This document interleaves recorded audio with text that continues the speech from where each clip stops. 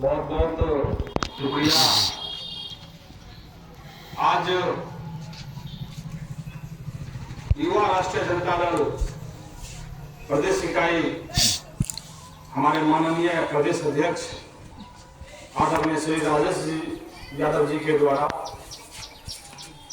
पूरे बिहार के प्रत्येक प्रखंड मुख्यालय में देश में बढ़ती महंगाई, बेरोजगारी, गरीबी, केंद्र सरकार के द्वारा लाई गई नई शिक्षा नीति के विरुद्ध में एवं केंद्र सरकार से पूरे देश में जाति जनगणना कराने की मांग को लेकर ग्राम चौपाल के माध्यम से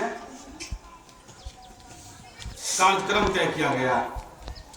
इसी संदर्भ में बेगूसराय के प्रत्येक प्रखंड में युवा राजद बेगूसराय के द्वारा कार्यक्रम हो रहा है। सबसे पहले मैं मटिहानी के इस साफापुर की धरती को नमन करता हूं और इस कार्यक्रम के प्रखंड अध्यक्ष, नवमनोनीत प्रखंड अध्यक्ष हमारे भाई संजीत पासवान जी को मैं धन्यवाद देता हूं। यहाँ के प्रखंड अध्यक्ष, मूल रेंज के प्रखंड अध्यक्ष भाई श्री कैलाश यादव जी को मैं धन्यवाद देता हूं। जगदीश दास जी को धन्यवाद देता हूं। सोनेलाल जी को धन्यवाद देता हूं। पवन जी, चंद्रसिंह मुखिया जी, अशोक ठाकुर जी, मुलेंद्र दास जी एवं तमाम जितने हमारे अभिभावक बैठे हैं, हमारी माताएं बैठे हैं, हमारे भाई हैं, आप सभी का मैं शुक्रिया अदा करता हूं। संजीत भाई ने कल शाम को मुझे फोन किया कि सर आपको मटिहानी भी आना है, और जब मुझे पता चला कि अनुसूचित विद्यालय पर यहाँ प्रोग्राम रखा गया तो मैंने इन लोगों को भरोसा दिया था कि मैं कहीं जाऊं या नहीं जाऊं, लेकिन मैं साफापुर की धरती पर जरूर आऊंगा। और यहाँ पे आने का मकसद मेरा कुछ और ही है। मेरा नाम भी विकास पासवान है। मैं भी आप ही समाज का बेटा हूँ, आप ही का भाई। मैं भी जुल्म की कोख से पैदा लिया हूँ। बचपन से लेकर मैंने संघर्ष किया। जब मेरी आयु 18, 19, 20 साल की होगी उस समय बलिया प्रखंड के प्रमुख हमारे पिताजी थे महेश पासवान जी। 1 जनवरी 2003 को उनकी हत्या कर दी गई थी। जिसमें लक्ष्मी पासवान जी की हत्या हुई थी, उसी दरमियान में मेरे पिताजी की हत्या हुई थी। मैं उस समय मैट्रिक का छात्र था, मैं पढ़ लिख रहा था। सामंतवादियों के द्वारा उनकी हत्या कर दी गई थी। आज संविधान दिवस, और संविधान दिवस पर भीमराव अंबेडकर को अगर नमन नहीं किया तो उनके साथ साथ पूरे समाज की बेईमानी होगी। मैं संविधान के निर्माता डॉक्टर भीमराव को हम नमन करते हैं। और साफापुर की धरती पर हमारे जितने अभिभावक हैं, भाई हैं, माताएं हैं, मैं उनको कहना चाहता हूं, भीमराव अंबेडकर ऐसे भीमराव अंबेडकर नहीं बने। बाबा साहेब की उपाधि ऐसे उनको नहीं मिली थी। उस जिस जात से थे, जिस वर्ग से थे, उस समय छूत थे। छूने से अगर परछाई भी होता था तो कुछ ऐसे सामंतवादी लोग थे, वो कहते थे छुआ गए। अब सोचिए उस समय विद्यालय जाना उनके लिए कितना कठिन था, पढ़ाई करना कितना कठिन था। तमाम ऐसे कष्टों को झेलते हुए उन्होंने भारत को एक ऐसा संविधान दिया, ऐसा स्वरूप दिया। उनको लगा था अगर हम संविधान नहीं लिखेंगे तो आज मेरे साथ एक घटना हो रही है, कल डेट में हमारे वर्गों, हमारे बच्चे, हमारे जातों और ऐसे तमाम जो अति पिछड़े दलित अल्पसंख्यक के लोग हैं, उनको कितनी यातनाएं ये लोग देंगे कहना मुश्किल।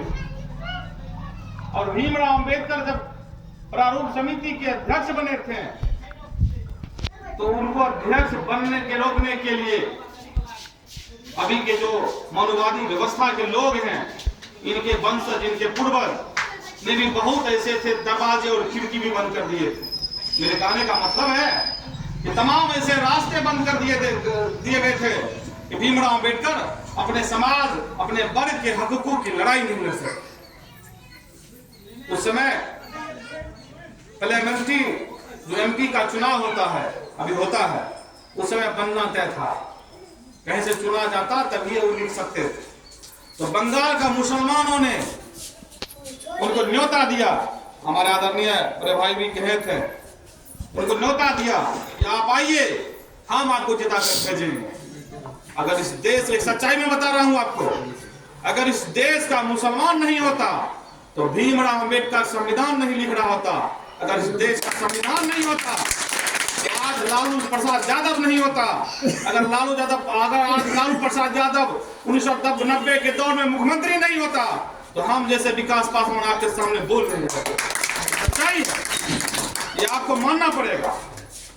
आज देख लीजिए पूरे बिहार में आदरणीय नीतीश कुमार जी और तेजस्वी यादव जी, सबसे पहले लालू यादव ने ऐलान किया था कि हमें अपना अधिकार दो, हम अपने अधिकार के लड़ेंगे, अधिकार नहीं दोगे तो छीन के लेंगे, जाति जनगणना कराओ। ये भाजपा वाले लोग जो धर्म की राजनीति हर समय करते हैं, हिंदू और मुसलमान करते हैं, जाति जनगणना कराने के लिए तैयार नहीं थे।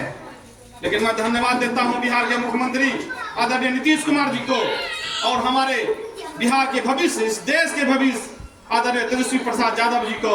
इन्होंने कहा था कोई माय का लाल पैदा नहीं लिया जो बिहार में जाति जनगणना कराने से रोक सके, और बिहार अपने दम पर जाति जनगणना कराया और मानववादी के छाती पर यह प्रकाशित किया, देखो हम इतने जात हैं, हमारे बल कितने लोग हैं। और मैं गर्व से कहता हूं कि मैं राष्ट्रीय जनता दल का सिपाही हूं। अगर ये पार्टी नहीं रहती तो हम जैसे जो अंतिम पायदान के लोग हैं, आज बेगूसराय युवा राजद का जिला प्रधान महासचिव नहीं होता। यह सच्चाई है। आज देख लीजिए देश में कितनी महंगाई बढ़ी हुई है।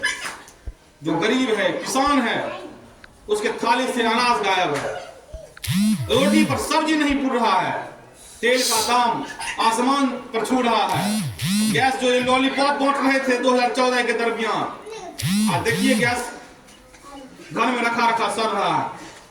कितना गैस का दाम है? 1000 लगभग होगा। कहां से गरीब आदमी करेगा बताइए? कांग्रेस के समय में 600 रुपया गैस का दाम था, सब्सिडी काट के 400-500 पड़ता था। लेकिन अपने दोस्त अंडानी अंबानी को खुश करने के लिए क्या नहीं कर दिए। आज पूरे देश की सरकारी संपत्ति को बेच रहे हैं, रेल बेच दिया, भेल बेच दिया, सेल बेच दिया, LIC बेच दिया, बैंक बेच दिया, सब चीज ये बेच रहे हैं। आपको करना पड़ेगा। आज देख लीजिए जो नई शिक्षा नीति लाए हैं केंद्र सरकार, इसका कहने का सरकार का मतलब था, इसका सोच है, मैं उसकी सोच के बारे में बता रहा हूं। इसका सोच है कि गरीब का बच्चा नहीं पढ़े, मुसहर का बच्चा नहीं पढ़े, पासवान का बच्चा नहीं पढ़े, मिस्तर का बच्चा नहीं पढ़े, डोम का बच्चा नहीं पढ़े, दास का बच्चा नहीं पढ़े, ठाकुर का बच्चा नहीं पढ़े, चमार का बच्चा नहीं पढ़े। इसके पीछे एक बहुत बड़ा पॉलिसी है। सरकारों ने यह तय किया कि जहां 2000 से कम कॉलेज में स्टूडेंट होगा तो दूसरे कॉलेज में मर्ज कर जाएगा। आप बताइए, अगर इस साफापुर की धरती है, यहाँ कॉलेज है, 2000 बच्चा नहीं पुर रहा, 800 पुर रहा है, तो कम से कम यहाँ जो बगल में सुदूर देहात के जो गरीब पूर्वे लोग हैं, उनके पास यातायात सुविधा नहीं है, गरीब हैं, तो पढ़ तो सकते हैं पैदल भी जाकर। लेकिन अगर ये मर्ज होकर दरभंगा में चले जाएंगे तो बच्चा को भेजेगा पढ़ने के लिए? नहीं भेजिएगा। इसके पीछे एक बहुत बड़ी साजिश है। इन लोगों को खटक रहा है कि इस वर्ग के लोग पढ़ लिख रहे हैं, और जब पढ़ लिख रहे हैं तो अपनी आवाज को बुलंद कर रहे हैं, और जब अपनी आवाज को बुलंद कर रहे हैं तो मेरा कुर्सी डोल रहा है, इनको डर लग रहा है। इसलिए ये अपने कॉर्पोरेट घराने को खुश करने के लिए नई शिक्षा नीति लाए हैं। उसमें भी एक बड़ा बिजनेस है। डॉक्टर बनेगा, इंजीनियर बनेगा, आपके पास 20 लाख नहीं है पूरेगा, बच्चा कौन पढ़ाइएगा?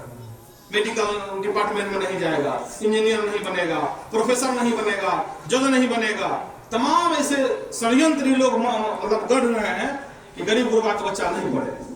तो नई शिक्षा नीति हम लोग के जो नेता हैं तेजस्वी यादव जी, लालू प्रसाद यादव जी, उन्होंने कहा कि पहले हम लोग जिला में सम्मेलन करते थे, पहले हम लोग जिला में प्रोग्राम करते थे, प्रखंडों में प्रोग्राम करते थे।